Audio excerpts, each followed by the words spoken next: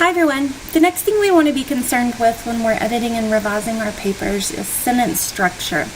And I think that of all of the grammar things, this is what students struggle with the most, and this is the biggest impediment to success in an essay is improper sentence structure. So we're first going to talk about sentence types and sentence structures, and then in a later video we'll talk about how to correct sentence errors, some common sentence errors. So the first thing we want to understand is that in all of our writing, every single sentence that we write needs to be a complete sentence. And there are three things that we need in order for a sentence to be complete. The first thing we need is the subject. And the subject is the who or what word. Who or what is performing the action in the sentence, or who or what is being described.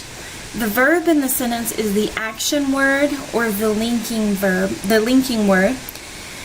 And the third criteria is that the sentence has to express a complete thought. And this is what gets students the most. Lots of times students can look at clauses or groups of words and they can tell it has a subject and they can tell it has a verb. And that's where some students stop and they think, yep, it's a complete sentence, it has a subject and a verb. But there are going to be clauses that you come across and clauses that you write that have a subject and have a verb but don't necessarily complete a thought, don't necessarily express a complete thought. They're incomplete by themselves. So if we wrote something like, although Sam was mad, and that's our sentence. We have a subject, we have a who or what word, we have a verb, this linking verb here, but this sentence taken all together doesn't express a complete thought. There's something missing. Although Sam was mad, what? And so when you are reading through your paper and you're making sure that all of your sentences are complete, you want to be sure that it has a subject, it has a verb, and it expresses a complete thought. And one thing that can help you with this is if you ask yourself for each sentence, if this sentence was orphaned on the page, meaning if it was the only sentence on the page, would it make sense by itself? If it wouldn't make sense by itself, then you know it's probably not a complete thought and therefore probably not a complete sentence. All of our sentences need to be complete. We've talked about how it may be helpful to pick out first and second person references and slang and weak constructions by reading from the last word of the page to the first word of the page of the paper. Reading it backwards takes away the context and helps us to pick out our errors.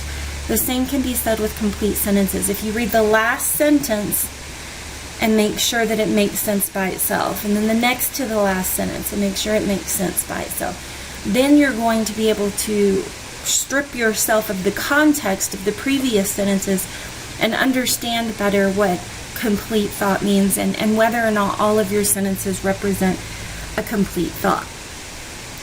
Now, before we talk about the types of sentences, we need to talk about what a clause is and the two different types of clauses.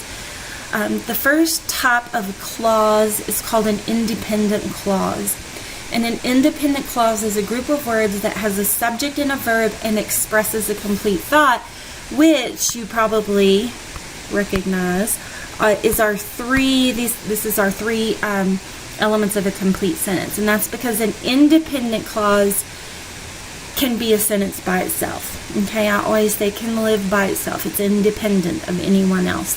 So an independent clause is a group of words that has a subject, has a verb, and expresses a complete thought, and it can be a sentence by itself.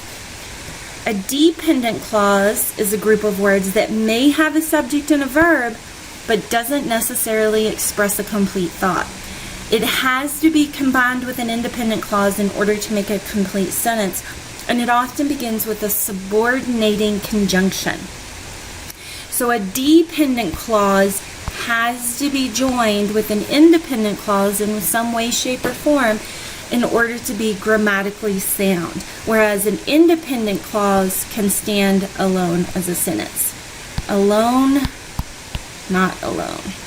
And sometimes these dependent clauses can be a little bit difficult to pick out, but it's easier, not 100% easy, but easier if we look for clauses that begin with subordinating conjunctions. Now at this point you might want to pause the video and jot down some of these subordinating conjunctions. These are words that, if they come in front of a clause, make it dependent. So if we said, Jack drove to Lubbock. Again, I apologize for my handwriting. All right, Jack drove to Lubbock. We have a subject, we have a verb. This expresses a complete thought. If it were a sentence alone on a page, that we have all the information we need. It's complete. But if we added one of these words, if Jack drove to Lubbock, period. Well, now it doesn't make sense by itself, so it's dependent. If we wrote after Jack drove to Lubbock, well, now it doesn't make sense. If we wrote, let's see, whenever Jack drove to Lubbock, well, now we have this subordinating conjunction, and this clause is no longer independent. It's dependent now because we've added these subordinating conjunctions. So if I were you, I would write these down, and when you're proofreading, you know that if you have one of these in your sentence, you need to check that sentence to make sure that the dependent clause that this is in front of has been joined with an independent clause to make a complete sentence. And at this point you can pause if you need to write these down. So looking at our clauses here, and this is just some practice, you can write these down if you want to. You can pause and maybe make a list and see if you can pick out which ones are dependent and independent. If we look at all of these clauses, Jack went to the store to buy lettuce. That's a complete thought by itself. So this is an independent clause. Sam plays soccer like a professional. Independent clause. It can be a sentence by itself. Although he didn't like spaghetti. Well, now we've run into a problem. We have a subject, we have a verb phrase here, but because we have this subordinating conjunction, this is no longer a complete thought. So this is a dependent clause. She grated until her fingers bled. Makes sense by itself. Independent clause. Even though she liked to watch Grey's Anatomy. Doesn't make sense by itself. What about even though she liked to watch Grey's Anatomy? So this is going to be a dependent clause. Grandma is cooking Thanksgiving dinner. Makes sense by itself. It's a complete thought. Because she wants to see her grandchildren. Well, now we have a dependent clause.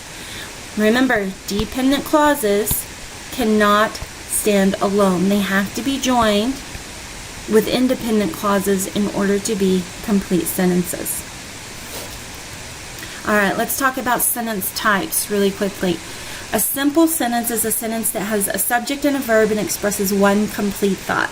So one subject phrase, one verb phrase that expresses a complete thought, usually pretty short, simple sentence, one complete thought.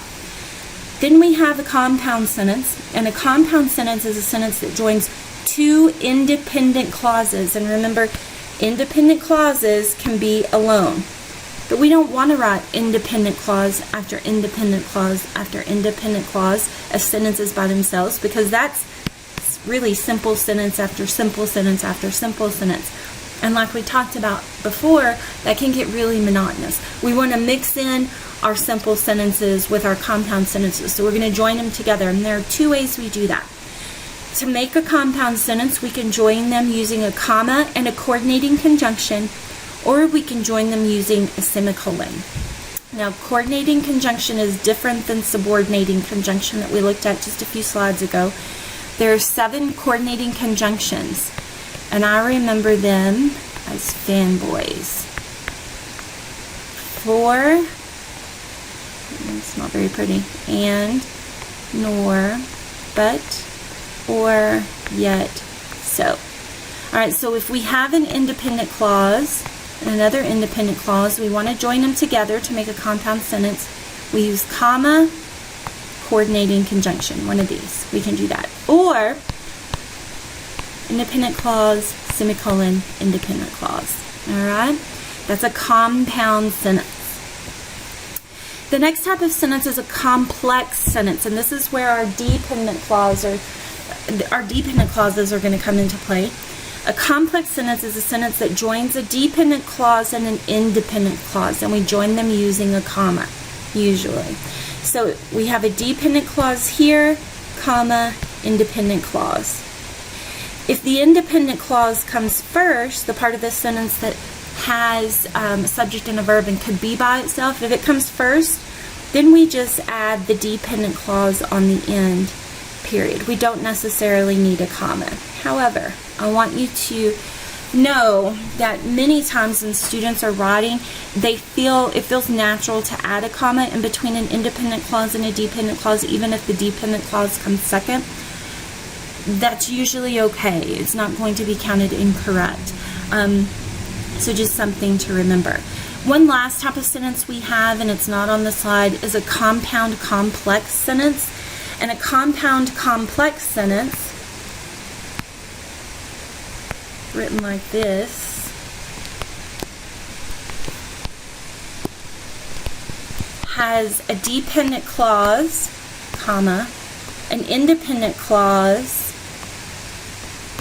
and another independent clause. And we can join it with a semicolon, just like we can down here, or a comma and a coordinating conjunction.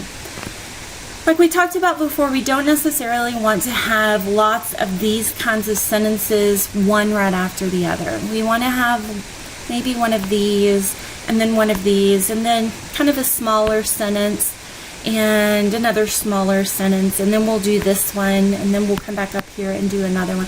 We really want to vary our sentence types. Really important when we're writing, and it is really not just an issue of grammar, but an issue of style. So if we look at these examples here, and you can, again, if you want to pause the video here and write down your answers, which types of sentences are these? This first is going to be a simple sentence because we have one subject and one verb phrase. So this is simple. The next is going to be, if we look at the different parts, this is a dependent clause. We have a subject, we have a verb, but because we have this subordinating conjunction, this part couldn't be by itself. So we have a dependent clause and an independent clause joined together with our comma here. This is going to be complex. Again, we have two clauses joined together with a comma. When we look at this first one, we notice it's going to be dependent because we have that subordinating conjunction on the front.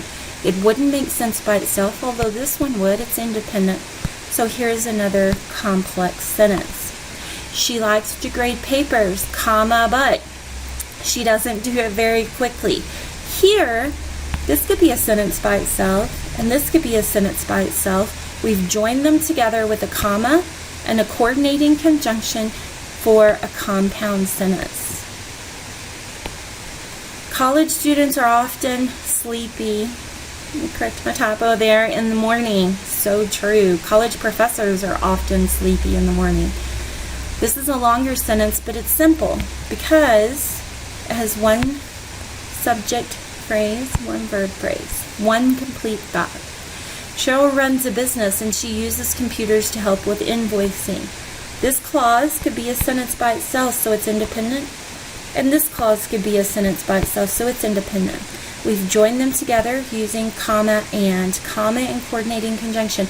And when we do that, when we join two independent clauses together, we have to have both. If we're going to use a comma, we have to have a coordinating conjunction. If we're going to use a coordinating conjunction, we have to have a comma. You could also use a semicolon here.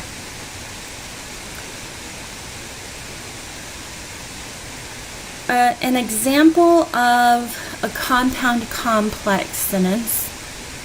Let's see, using one of these examples. Although she's never taken classes, all right, comma. This is a dependent clause because we have although. Cheryl runs a business Sorry. Cheryl runs a business, and she uses computers. Alright, this is compound complex. Here's the compound part. Independent clause joined by comma and coordinating conjunction. On the front we have the dependent clause with our subordinating conjunction here, comma in between. So it's a little bit longer. I hope this has helped you kind of understand the sentence types. Again, you really need to familiarize yourself with subordinating conjunctions. You need to familiarize yourself with coordinating conjunctions, the different sentence types, where the commas go in each case. It's very important to your writing and developing as a writer. As always, if you have any questions as you write, be sure to let me know.